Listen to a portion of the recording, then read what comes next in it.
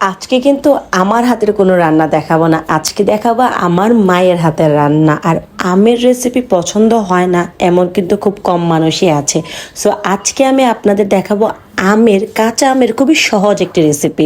আর সেটি যদি হয় কোনো তেল ছাড়া, তাহলে ধরুন কোনো কথাই হবে না, জাস্ট এখন দেখবেন আর বানিয়ে ফেলবেন।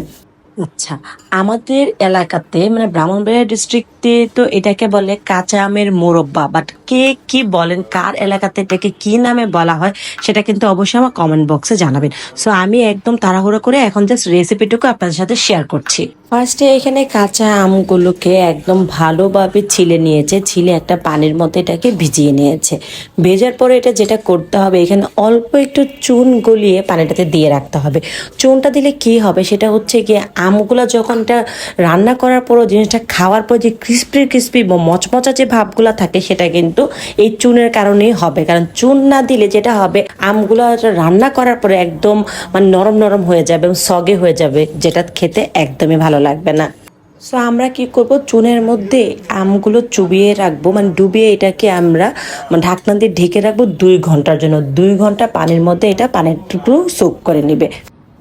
পানি থেকে 2 ঘন্টা পর ওঠানোর পর আমি আমগুলোকে কাঁটা চামচ দিয়ে এরকম শেপ করে নিব, মানে কেচে নেব, ফোটা ফোটা করে কেচে নেব, যেন রান্না করার সময় ভেতরটুকু পর্যন্ত আসলে জুসটুকু যায়, রসটুকু যায় এবং খেতে যেন অনেক বেশি মজা লাগে, তাই আমি এই শেপটুকু করে নেব। তারপর এখানে দেখানো হচ্ছে যে কি কি আসলে লাগবে। এখানে হচ্ছে গরম মশলা, যেটা এলাচ, দারচিনি, তেজপাতা এরকম লাগবে, চিনি লাগবে। চিনিরটুকু আসলে এখানে অনেক বেশি দেওয়া লাগে, কারণ এটা অনেক বেশি মিষ্টি হয় খেতে।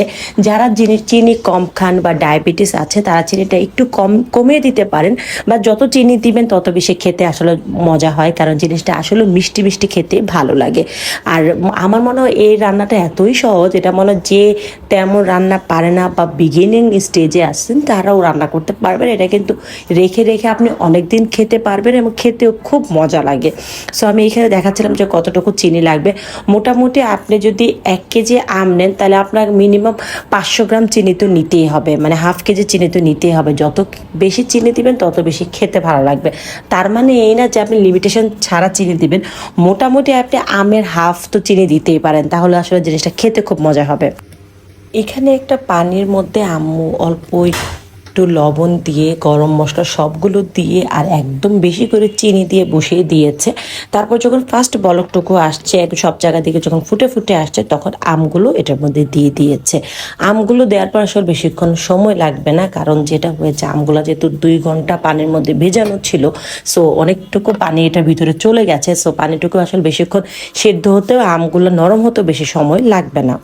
এই যে 5 থেকে 7 মিনিট জাল করার পরে জিনিসগুলো দেখতে আসলে এরকমটা হয়ে যাবে। যখন আপনি দেখবেন যে আপনার চিনির শিরাটুকু ঘন হয়ে এসেছে এবং স্টিকি স্টিকি হয়ে গেছে, তখনই আপনি বুঝতে পারবেন যে আপনার রান্না অলমোস্ট ডান। তারপর আপনি চুলাটুকু বন্ধ করে কিছুক্ষণ চুলায় রেখে দেবেন। তারপরে আপনি যেটা করবেন, আপনি যে করে একটা ডিশে এটা সার্ভ করে নেবেন, তাহলেই কিন্তু হয়ে গেল আমের মোরব্বা। খুবই সহজ একটি রেসিপি, আই হোপ সবাই রান্না করতে পারবেন এবং সবাই মোটামুটি তার লাইফে এটা খেয়ে ফেলেছেন। যারা এখনো আমার পর্যন্ত কখনো নিজে হাতে বানাননি, কাইন্ডলি আমার আম্মুর রেসিপিটা দেখে ট্রাই করবেন, অবশ্যই ভালো লাগবে। আজকে এখানে বিদায় নিচ্ছি, আল্লাহ হাফেজ।